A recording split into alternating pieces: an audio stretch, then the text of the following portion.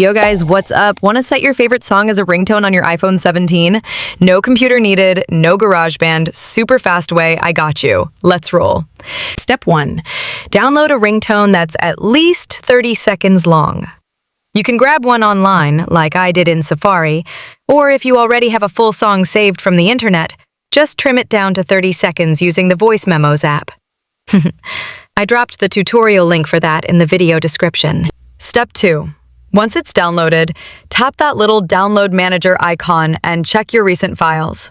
Step 3. Hit the ringtone file, then tap the share button down at the bottom right. Step 4. In the share sheet, scroll down, tap More, and choose Use as Ringtone. If the file's too big, you'll see an error saying File too large. Keep it under 30 seconds to fix that. Step 5. Boom! You'll land straight in your iPhone's ringtone settings. Pick it, set it, and you're good to go. Bonus tip. Don't like it anymore? Just swipe left on that ringtone in settings and delete it for good. That's it. Quick and easy. If this helped, smash that like button, share it with your crew, and subscribe for more iPhone hacks.